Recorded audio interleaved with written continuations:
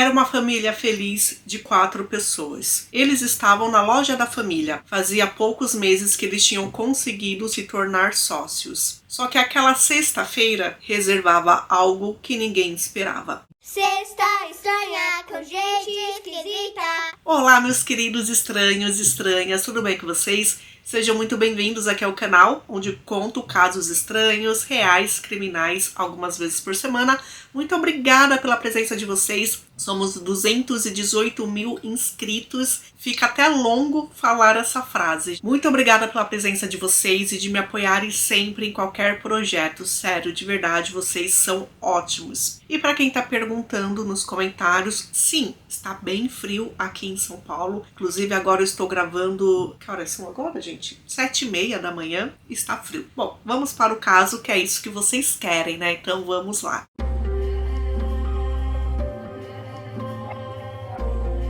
Michael Paul Hawkesmith era conhecido como Mike.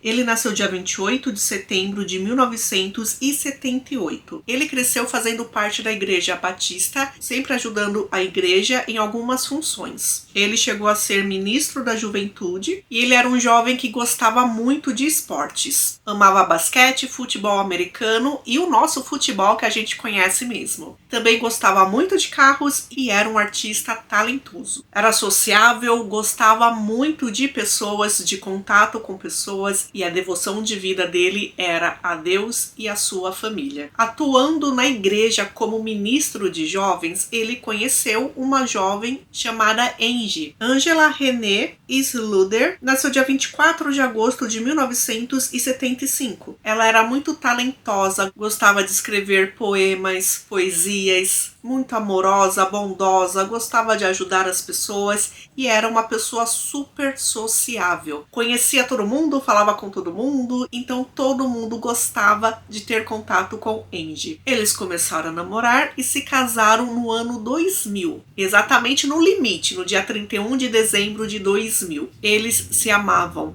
Era nítido para as pessoas como o Michael amava a Angie e como ela o amava também. Ele era pastor em meio período e ele trabalhava em uma empresa, em uma loja de penhores. No decorrer aí do casamento, o casal teve 2 filhos. Andrew, que no momento da nossa história, em 2013, tinha 9 anos de idade, e Naomi, uma garotinha de um pouco mais de 1 ano de idade. E eles também estavam com uma aluna de intercâmbio, uma estudante chamada Lúcia Mo, de Taiwan. Por isso que algumas fotos de família é possível ver a presença dela. Angie gostava muito daquela vida de ser mãe e de ajudar o marido no trabalho. E ela fazia questão que a educação do filho fosse em casa. Então ela que ensinava as coisas para ele.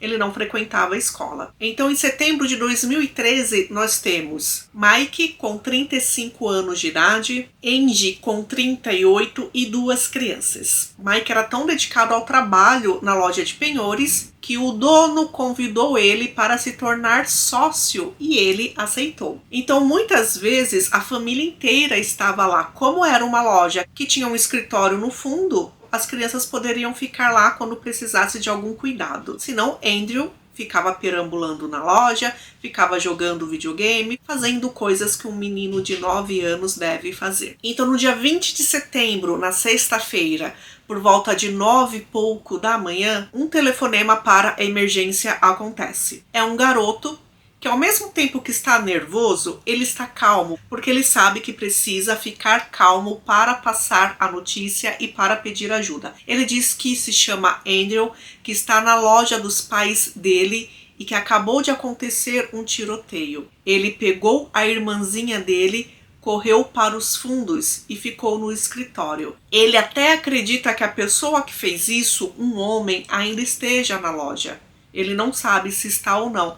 Só que ele pede ajuda. Ele pediu para a polícia, por favor, venham logo, eu estou com medo. E a atendente escuta uma bebezinha chorando e ele confirma, sim, é a minha irmãzinha. Eu peguei ela, eu estou aqui com ela, a gente está escondido, eu estou protegendo-a.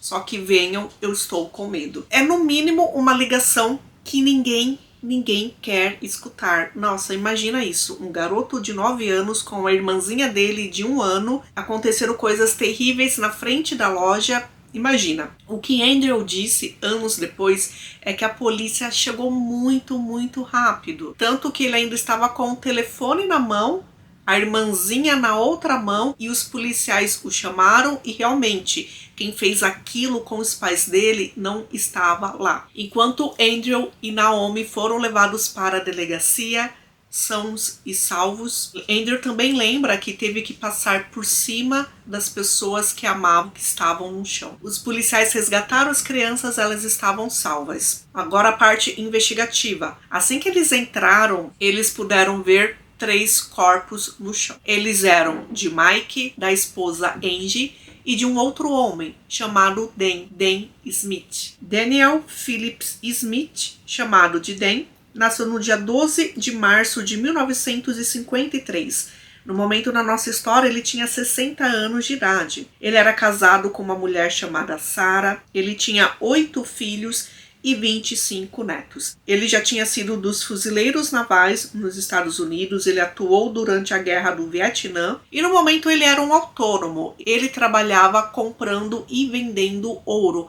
Por isso que ele estava na loja. Ele visitava várias lojas de várias cidades. O que descobriu-se depois é que ele sempre andava com uma maleta cheia de dinheiro, por volta de 30 a 100 mil dólares, e era com esse dinheiro que ele comprava os ouros das lojas. As filhas dele, preocupadas, já tinham avisado para ele: pai, é muito dinheiro, não precisa andar com tudo isso. E ele tinha uma rotina. Todo dia ele ia numa loja diferente. Então toda sexta-feira ele ia na loja de Mike. Era fácil decorar os passos dele. A polícia acreditava que quem fez aquilo estava de olho nele. A maleta dele estava aberta no balcão e faltava a quantia de dinheiro. Uma coisa que os policiais acharam estranho logo no início é que, apesar de se tratar de uma loja onde várias coisas são vendidas e coisas valiosas, tanto que tinha ouro à venda, não tinha câmera de segurança dentro da loja. E eles ficaram sem entender o porquê. E apesar de ser triste, Andrew era a única testemunha. Ele tinha que ser interrogado e ele foi interrogado. Ele foi uma criança super coerente.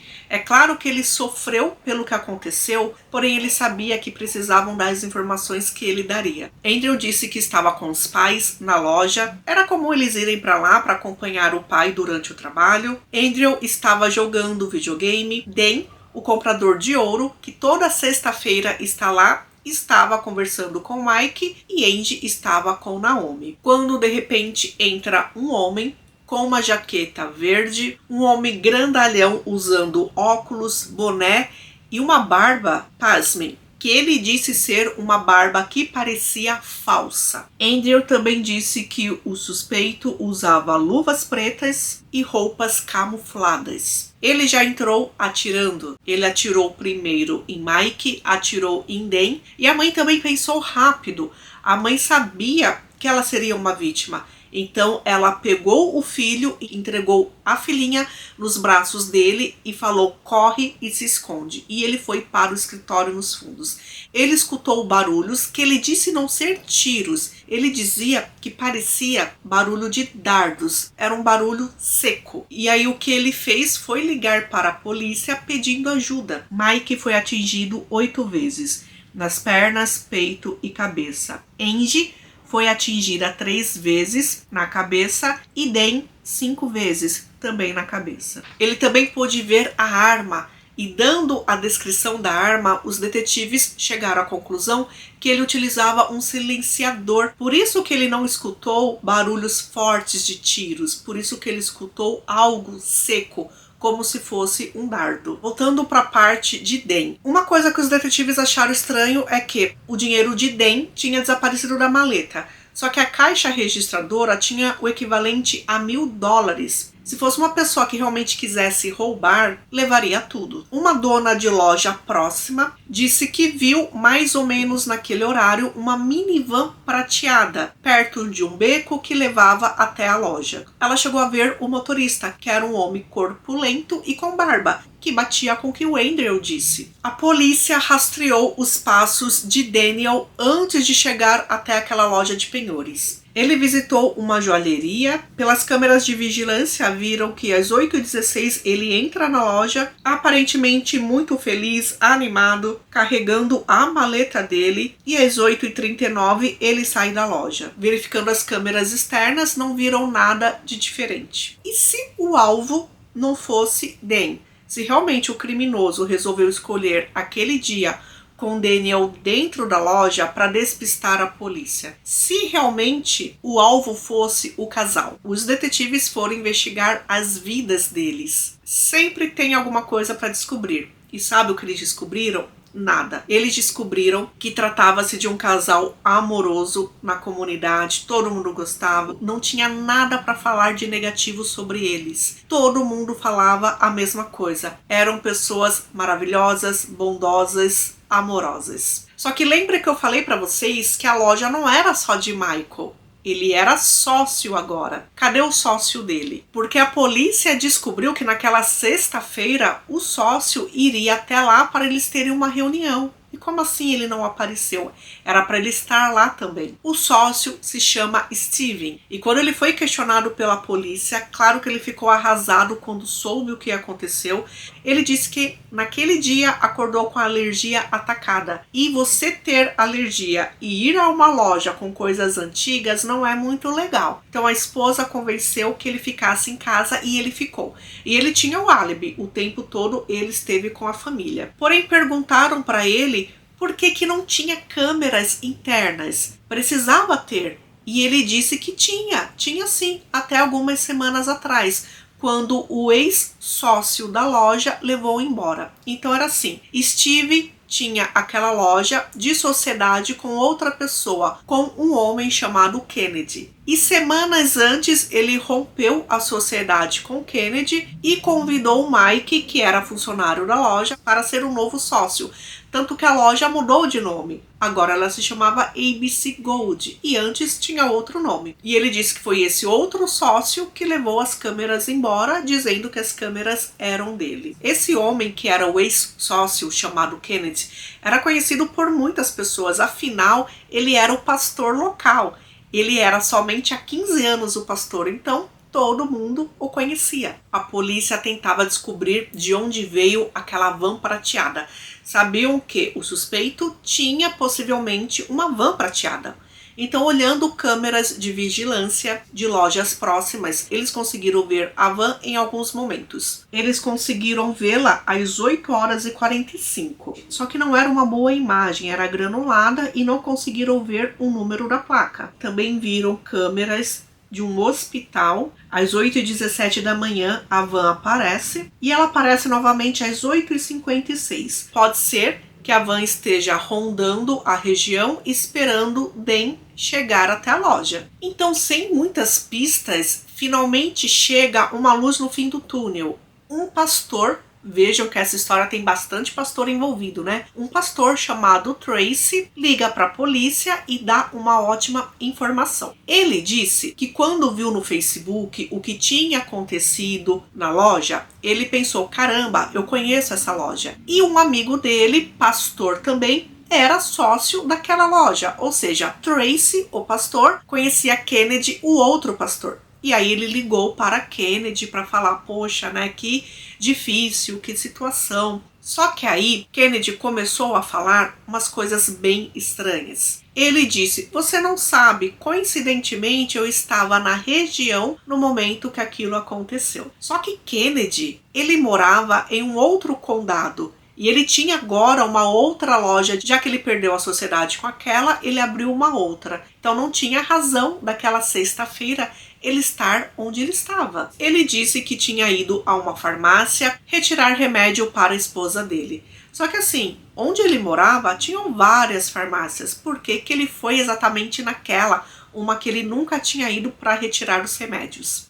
Ele falou mal das vítimas, falou que elas eram corruptas, que eles o prejudicaram no negócio. E também comentou que várias vezes disse para o casal que a loja não era segura para as crianças Ele disse: eu avisei várias vezes para eles não levarem as crianças. Aí descobriu-se o porquê ele disse que o casal era corrupto. Porque assim, Mike era um funcionário da loja. E por algum motivo, Steve, o dono, não quis mais a sociedade com Kennedy. Provavelmente porque não confiava nele. E quando essa sociedade foi rompida e ele descobriu que Mike, que era só um funcionário, passou a ser sócio, ele ficou bravo com isso. E não só isso, Kennedy devia dinheiro para Steve, só que ele não pagou. Então Steve abriu um processo contra Kennedy. Então, se tinha alguém que estava chateado com a loja e com as pessoas da loja, esse alguém era Kennedy.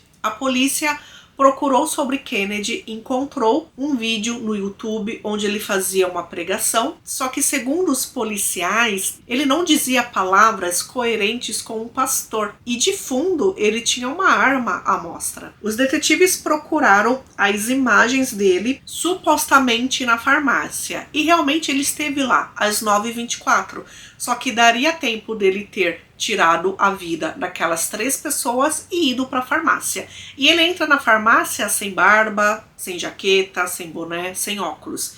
Daria tempo também dele ter se desfeito de basicamente essa fantasia e entrado na farmácia normalmente. Ele não tinha uma minivan prata, só que a esposa dele tinha. Então, sim, ele poderia ter usado a minivan da esposa. Então, a polícia disse para Tracy: Tracy, você ajuda a gente a fazer uma armadilha para pegar o Kennedy? E ele disse que tudo bem. Gravaram a ligação que Tracy fez para Kennedy para tentar puxar mais informações, como se fosse alguém que ligou só para puxar conversa. E Kennedy disse algo bem interessante. Ele disse que sabia que ele era um suspeito, que a polícia estava de olho nele e que naquela manhã, além dele ter ido à farmácia, ele foi no lava-jato. Ele foi lavar o carro. E realmente, olhando as câmeras do lava-jato, ele é visto chegando às 10h55 da manhã e às 11h25 ele vai embora. Os detetives acharam que o que eles tinham era o suficiente. E Kennedy foi preso. Durante o interrogatório, ele disse que não tinha motivo para tirar a vida daquelas 3 pessoas, que ele não aceitaria fazer o teste do polígrafo porque ele não iria passar, já que no passado, por ter feito parte do exército, ele tirou vida de pessoas, o que não fazia sentido nenhum, só que essa foi a desculpa dele. Depois de fazer várias alegações bizarras, ele pediu um advogado.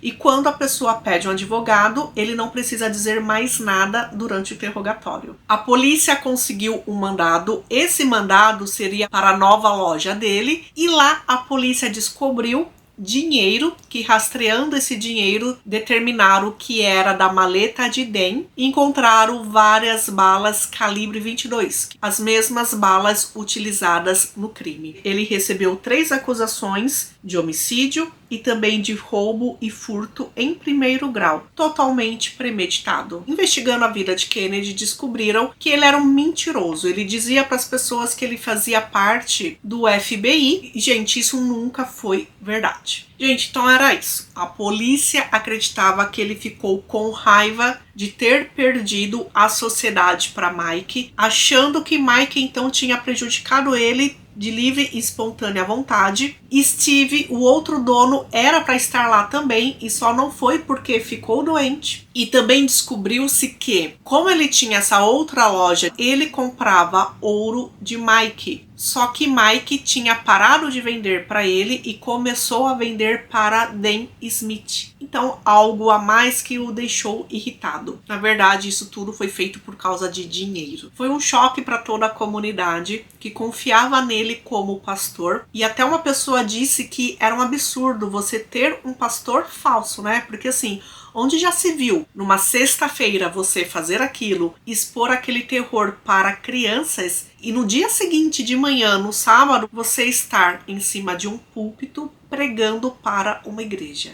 Gente, é horrível isso. O julgamento iria acontecer porque ele diz ser inocente. Lembrem que as provas eram realmente circunstanciais. Só que eram provas que no final poderia condená-lo e condená-lo à pena de morte que existe em Oklahoma, que Foi onde aconteceu essa história. Só que os promotores, eles quiseram fazer um acordo com Kennedy para que ele se declarasse culpado e que não precisasse acontecer o julgamento. Porque o julgamento seria muito triste. Todas as coisas seriam expostas, a família ficaria exposta àquilo, na verdade, as famílias, né, dos envolvidos, e Andrew, como sendo testemunha, ele teria que ir no banco dar seu testemunho. Nessa época ele tinha 12 anos de idade. Então, bateu uma luz lá no coração dele e ele resolveu se declarar culpado e, consequentemente, ele recebeu a pena de prisão perpétua sem direito à liberdade condicional. A polícia determinou que o dinheiro, $60 mil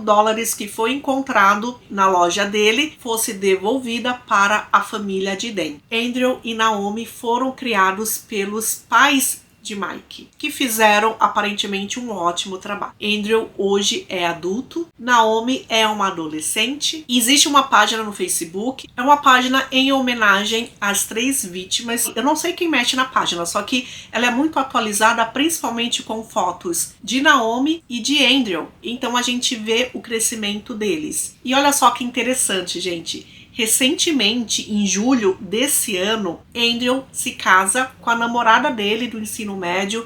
Andrew, se não me engano, ele tem 20 anos de idade agora. E eles se casaram no mesmo dia que Naomi completou 12 anos.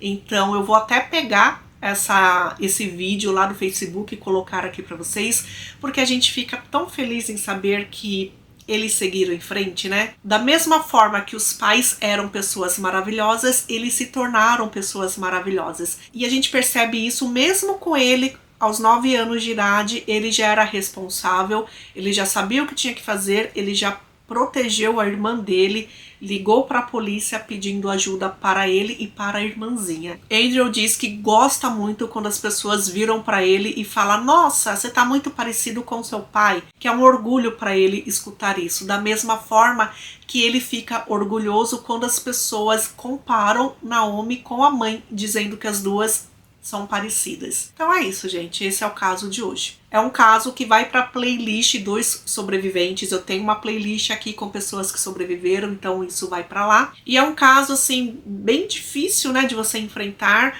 Porém, quando a gente vê que essas crianças hoje estão crescendo, se tornando adultos ou adolescentes amados e queridos, e que apesar de tudo tiveram a família próxima deles, que é muito importante. A mãe de Mike, em 2013, quando soube dessa tragédia, ela disse que não se imaginava como ia seguir a vida sem o filho dela, com aquela tristeza envolvendo todos eles. E aí ela mesma responde, dizendo que se não fosse Andrew e se não fosse Naomi, ela não continuaria. Ela tinha certeza que não conseguiria continuar vivendo. E isso não pôde acontecer porque eles tinham aquelas 2 crianças para cuidar. Então é isso, gente. Esse é o caso de hoje. Muito obrigada pela presença de vocês.